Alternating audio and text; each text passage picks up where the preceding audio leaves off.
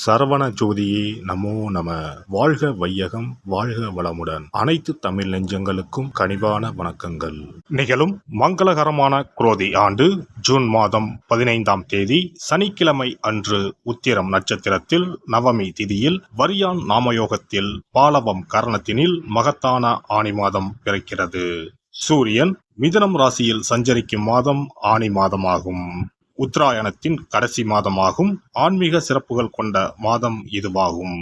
இம்மாத கிரகநிலைகள் என எடுத்துக்கொண்டால் மேச ராசியில் செவ்வாய் பகவான் ஆட்சி பலத்துடன் உள்ளார். ரிஷப ராசியில் குரு பகவானும், மிதுன ராசியில் சூரிய பகவானும், சுக்கிர பகவானும், புதன் பகவானும் இணைந்துள்ளனர். கன்னி ராசியில் கேது பகவானும், கும்பராசியில் சனி பகவானும், மீன ராசியில் ராகு பகவானும் உள்ளனர்.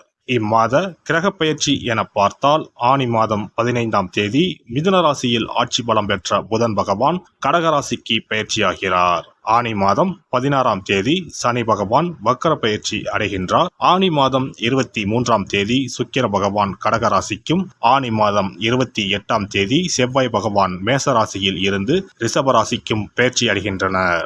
இந்த கிரக அமைப்பினால் உங்கள் வாழ்வில் இம்மாதம் ஏற்படக்கூடிய மாற்றங்கள் என்னென்ன என்பதனையும், ஏதாவது அசுப பலன் ஏற்பட்டால் ராசிக்காரர்கள் செய்ய வேண்டிய பரிகாரம் என்ன என்பதனை பற்றியும் காண்போம். சிறு விஷயமாக இருந்தாலும் அதில் உணர்வுபூர்வமாக செயல்படும் கடகராசி அன்பர்களே, இந்த ஆனி மாதம் வாக்கு வன்மையால் நன்மை உண்டாகும். செய்யும் காரியத்தை சிறப்பாகவும் நேர்மையாகவும் செய்து முடித்து மற்றவர்களிடம் பாராட்டுகளை பெறுவீர்கள். உங்கள் செல்வாக்கை கண்டு சிலர் பொறாமை கொள்ளலாம். கவனம் தேவை. எதிர்ப்புகள் விலகும், காரிய தடைகள் நீங்கும். வீடுமனை சம்பந்தப்பட்ட விஷயங்களில் இருந்து வந்த சுணக்க நிலை மாறும். தடைப்பட்டிருந்த வீடு கட்டும் பணிகள் நிறைவடையும். தொழில் வியாபாரம் தொடர்பான பணிகளில் வேகம் பிடிக்கும். வாடிக்கையாளர் எண்ணிக்கை கூடும். பழைய பாக்கிகளை வசூல் செய்வதில் மும்முரம் காட்டுவீர்கள். தொழிலை விரிவுபடுத்த எடுத்த முயற்சிகள் யாவும் வெற்றி பெறும். பணிபுரிவோருக்கு வேலையில் அதிக பளு இருந்தாலும் எல்லா பணிகளையும் திறம்பட செய்து முடிப்பீர்கள். பணவரத்து திருப்தி தரும். எதிர்பார்த்த அதிகாரமிக்க பதவிகளை பெறுவீர்கள். குடும்பத்தில் இருப்பவர்களுக்கு தேவையான பொருட்களை வாங்கி குவிப்பீர்கள். கணவன் மனைவிக்கு இடையே இருந்த கருத்து வேற்றுமை நீங்கும். குழந்தைகளால் பெருமை சேரும். உறவினர்கள் நண்பர்கள் மத்தியில் மதிப்பு மரியாதை கூடும். கடன் பிரச்சனையில் நீண்ட நாட்களாக இருந்து வந்த சுணக்க நிலை மாறும். பெண்களை பொறுத்தவரை இம்மாதம் காரிய தடைகள் நீங்கி எடுத்த காரியத்தை வெற்றிகரமாக செய்து முடிப்பீர்கள். வாக்கு வன்மையால் நன்மைகள் உண்டாகும். அரசியல்வாதிகளை பொறுத்தவரை தொண்டர்களின் ஆதரவுடன் செயற்கரிய செயல்களை செய்வீர்கள். கட்சி தலைமையிடம் நல்ல பெயரை காப்பாற்றிக் கொள்ளவும். சச்சரவுகளில் சம்பந்தப்பட்டு மாட்டிக்கொள்ள வேண்டாம். கலைத்துறையினரை பொறுத்தவரை கடினமாக உழைத்தால்தான் துறையில் வெற்றி வகை சூடலாம். மற்றபடி உங்கள் வேலைகளை குறிப்பிட்ட காலத்திற்குள் முடித்து விடுவீர்கள். உங்கள் திறமைகளை மக்கள் ஏற்றுக்கொள்வார்கள். சக கலைஞர்களை அனுசரித்து நடந்து கொள்ளவும். மாணவர்கள் படிக்காமல் விட்ட பாடங்களை படிப்பதில் கவனம் செலுத்துவீர்கள். சொன்ன சொல்லை காப்பாற்ற பாடுபடுவீர்கள். நட்சத்திர பலன்கள். புனர்பூசம் நட்சத்திரம். இந்த மாதம் மனமகிழ்ச்சி ஏற்படும். இழந்த சொத்து மீண்டும் கைக்கு வந்து சேரும். காரியத்தை கச்சிதமாக முடிக்கும் திறமை வந்து சேரும். தடைப்பட்ட காரியங்கள் தடைகள் நீங்கி நன்றாக நடந்து முடியும். வாக்கு வன்மையால் நன்மைகள் ஏற்படும். தெய்வ சிந்தனை அதிகரிக்கும். பணப்பிரச்சனைகள் நீங்கும். பூசம் நட்சத்திரம். இந்த மாதம் நண்பர்கள் மூலம் உதவிகள் கிடைக்கும். வாகன யோகம் உண்டாகும். குடும்பத்தில் சந்தோஷமான சூழ்நிலை காணப்படும். கணவன் மனைவிக்கு இடையே விட்டு கொடுக்கும் மனப்பான்மை அதிகரிக்கும். பிள்ளைகள் எதிர்காலத்திற்காக சில பணிகளை மேற்கொள்வீர்கள். தேவையான வசதி வாய்ப்புகள் வந்து சேரும். ஆயுள்யம் நட்சத்திரம். இந்த மாதம் திருமணம் போன்ற சுப நிகழ்ச்சிகள் சற்று இழுபறிக்கு பின்னே நடைபெறும். முக்கிய முடிவுகளை குடும்ப பெரியவர்களின் ஆலோசனைகளை கேட்டு எடுக்கவும். தொழில் வியாபாரம் எதிர்பார்த்த வளர்ச்சி பெறும். பழைய பாக்கிகள் வசூலாகும். திங்கள் கிழமைகளில் அருகில் இருக்கும் அம்மனை தரிசித்து நெய் தீபம் ஏற்றி அர்ச்சனை செய்து வழிபட மனக்குழப்பம் நீங்கும். எதிலும் வெற்றி உண்டாகும். சிறப்பு தொகுப்பு. கழுத்தை நெரிக்கும் கடன் பிரச்சனையால் கஷ்டப்படுபவர்களுக்கு எளிய பரிகாரங்கள் உள்ளன. ருண, ரோக, சத்ரு இந்த மூன்றுமே மனிதர்களை வெல்லக்கொள்ளும். அதிலும் கடன் பிரச்சனை கவலையை ஏற்படுத்தி மனிதர்களை கலங்க வைத்துக் கொள்ளும். கடன் பிரச்சனையால் கஷ்டப்படுபவர்களுக்கு எளிய பரிகாரங்கள் உள்ளன. இந்த எளிய பரிகாரங்களை நம்பிக்கையோடு செய்தால் நிச்சயம் பலன் கிடைக்கும். ஒருவரின் ஜாதகத்தில் 6ஆம் இடம் கடன் ஸ்தானத்தை குறிக்கும். கடன் பிரச்சனையால் இன்றைக்கு பலரும் தற்கொலை செய்து கொள்கின்றனர். சக்கரத்தாழ்வார் அருள் இருந்தால் கண்டிப்பாக கடன் பிரச்சனைகள் நீங்கும். பெருமாள் கோவிலுக்கு சென்று சனி மற்றும் புதன் கிழமைகளில் சக்கரத்தாழ்வார் சன்னதியில் துளசி மாலை சாற்றி 12 முறை வலம் வர வேண்டும்.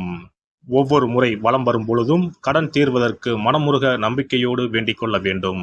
தொடர்ந்து 12 வாரங்கள் செய்தாலே கடன் பிரச்சனை தீர்ந்து மன நிம்மதி ஏற்படும். மேசராசியில் பிறந்தவர்கள் தயிரை கொண்டு இனிப்பு பலகாரம் செய்து ஒவ்வொரு வெள்ளிக்கிழமையும் மாலை வேளையில் பசுவுக்கு கொடுத்து வர கடன் பிரச்சனைகள் தீரும்.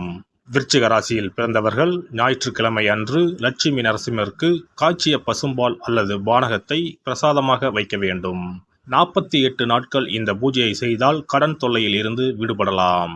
ரிஷபராசியில் பிறந்தவர்கள் ஜவ்வரிசி கொண்டு இனிப்பு தயாரித்து அதை வெள்ளிக்கிழமையன்று பசுவிற்கு மாலை வேளையில் கொடுத்து வர கடன்கள் அடைந்து சுகம் பெறலாம். துலாம் ராசிக்காரர்கள் பசும்பாலை சுக்கிர ஓலையில் வில்வ மரத்திற்கு ஊற்றவும். 24 வெள்ளிக்கிழமை செய்திட நிச்சயமாக கடன் தீரும். வெள்ளிக்கிழமையில் அரச மரத்தடி விநாயகருக்கு அகலில் 11 தீபமும் 11 முறை வலம் வந்தும் வழிபட்டால் கடன் தீரும். மிதுன ராசிக்காரர்கள் தினசரி சிறிது தயிர் சேர்த்து குளித்து வரவும். கடன்கள் நீங்கும். மாலை வேளையில் சூரிய தரிசனம் அஸ்தமனத்துக்கு முன் செய்து வரவும்.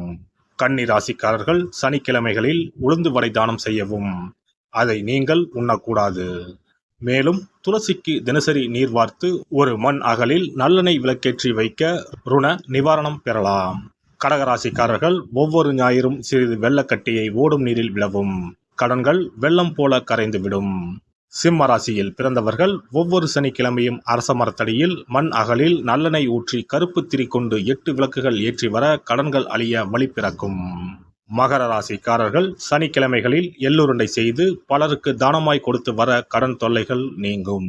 கும்பராசிக்காரர்கள் வியாழன் மாலை 6 மணிக்கு குங்குமப்பூ சேர்த்த பாதாம் கீர் செய்து மகா விஷ்ணுவுக்கு நிவேதனம் செய்து முதலில் தான் அறிந்துவிட்டு பின்பு மற்றவருக்கும் தானமாய் கொடுத்து வர கடன்கள் மலமளவென அடைபடும். தனுசு ராசிக்காரர்கள் செவ்வாய் கிழமைகளில் ஆலய பணிகளுக்கு செங்கல்கள் முடிந்த அளவு வாங்கி கொடுக்க கடன்கள் அடைந்து நிம்மதி பெறலாம். மீன ராசிக்காரர்கள் செவ்வாய்க்கிழமை அன்று மதியமோ இரவோ நோயாளிகளுக்கு சப்பாத்தியை தானமாக கொடுத்து வர கடன்கள் வேகமாக அடைய ஆரம்பிக்கும். குறைந்தது 9 சப்பாத்திகள் கொடுப்பது நல்லது. செவ்வாய் பகவானை மனதார நினைத்துக் கொள்வது நலம் தரும். பௌர்ணமி நாளில் குலதெய்வத்திற்கு படையலிட்டு வழிபடுவது சிறப்பு. குலதெய்வ படம் இல்லாதவர்களும் குலதெய்வம் பற்றி தெரியாதவர்களும் 5 முக குத்து விளக்கை பூஜை அறையில் ஏற்றி வைத்து படையல் போட்டு கற்பூர ஆரத்தி காட்டி கடன் பிரச்சனை நீங்க மனதார வேண்டிக் கொள்ளலாம். இவ்வாறாக 9 பௌர்ணமிகள் விடாமல் இந்த பரிகாரம் செய்ய கடன் தொல்லைகள் எளிதாக தீர்ந்துவிடும். கடன் தீர்வதற்கான வழிகளும் கிடைக்கும். இந்த பரிகாரத்தை அனைத்து ராசிக்காரர்களும் செய்யலாம். எல்லாம் வல்ல இறையருளால் நீங்களும் உங்கள் அன்பு குடும்பமும் உடல் நலம், நீலாயுள், நிறை செல்வம், உயர் புகழ், மெய்ஞானம் ஓங்கி வாழ்க வளமுடன். இந்த வீடியோ பதிவு உங்களுக்கு பிடித்திருந்தால் லைக் பண்ணுங்க, கமெண்ட் பண்ணுங்க, ஷேர் பண்ணுங்க, மறக்காம சப்ஸ்கிரைப் பண்ணுங்க, பக்கத்துல இருக்கிற பெல் பட்டனை கிளிக் பண்ணுங்க. நன்றி, வணக்கம். ஓம் நமச்சிவாய. சிவாய நம.